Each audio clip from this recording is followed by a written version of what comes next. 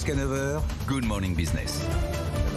Et notre invité à 7h44 sur BFM Business et RMC Découverte, c'est Jean-François Salessi. Bonjour, directeur des technologies avancées du groupe Renault. Airbus et Renault vont collaborer pour développer la batterie du futur. Ça a été annoncé hier. Cette batterie, on dit qu'elle va permettre de réduire le poids, d'allonger l'autonomie, de limiter l'utilisation des minerais rares. C'est le Graal.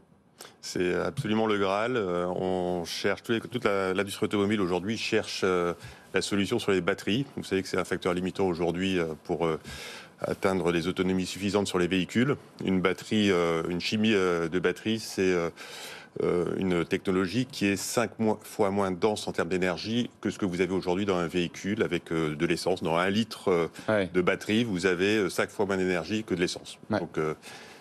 Donc c'est un problème, c'est un facteur limitant aujourd'hui.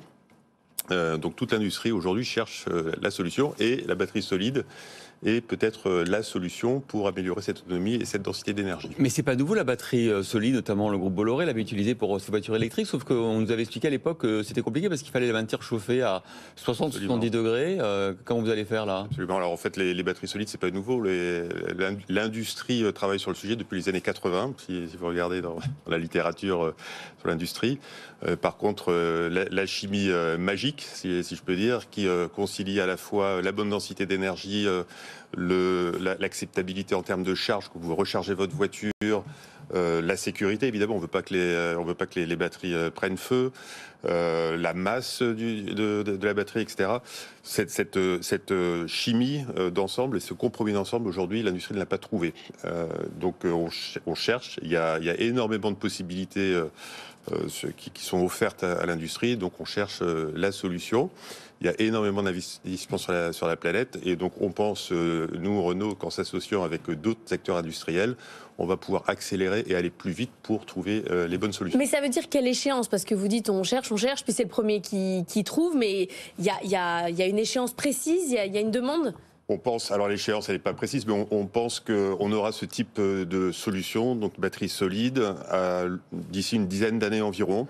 Il faut non seulement trouver la bonne chimie, mais en plus être capable de la produire en volume, en masse. Et donc on pense que d'ici une dizaine d'années, on aura ces technologies disponibles en masse pour nos véhicules électriques. Alors il y a quelque chose que je ne comprends pas. On nous avait expliqué que Renault travaillait avec Nissan et Mitsubishi sur la batterie électrique. On nous a annoncé des gigafactories qui vont être ouvertes dans le nord de la France. On était d'ailleurs quelques jours à Lille. Et puis là, vous nous annoncez un partenariat avec Airbus. Alors vous avez changé de cheval, vous avez changé de fusil d'épaule ? Non, on n'a absolument pas changé de fusil d'épaule. Donc effectivement, Nissan travaille sur les batteries, et en particulier sur les batteries solides. Il y a des investissements massifs que l'Alliance réalise actuellement. On sera évidemment client des technologies qui sont développées par Nissan dès qu'elles fonctionneront. Néanmoins, comme je l'ai expliqué tout à l'heure, la solution magique, l'industrie ne la détient pas aujourd'hui. Donc, vous ne mettez pas tous vos œufs dans le même panier. On a décidé exactement de ne pas mettre tous nos œufs dans le même panier. C'est ce que j'ai expliqué hier chez Airbus, et de travailler avec d'autres industriels, d'autres secteurs industriels. Donc il va y avoir d'autres partenariats à venir. Potentiellement, et surtout on travaille avec d'autres acteurs industriels qui ont la même problématique que nous en fait. C'est de la masse, c'est du coût, c'est de la densité d'énergie, avec des contraintes sans doute un petit peu différentes que celles de l'automobile. Donc regarder un même problème technologique sous un angle différent est aussi une source d'opportunité, on pense, en matière de technologie. Mais c'est intéressant d'ailleurs de voir pourquoi est-ce que Airbus a choisi cette technologie et vous pour réfléchir à l'avion électrique. Est-ce qu'ils y croient davantage que d'autres technologies, Airbus ?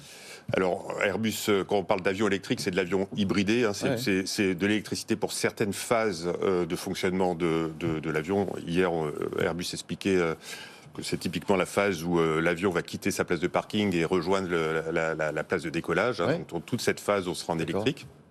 Donc c'est pas un avion totalement électrique. Mais pour faire ça, ils ont la même problématique que nous, c'est densité, sécurité, donc on ne veut pas que les batteries prennent feu, batteries légères, batteries peu coûteuses, donc c'est exactement les mêmes problématiques que l'automobile. Alors pourquoi ils nous ont choisi nous ?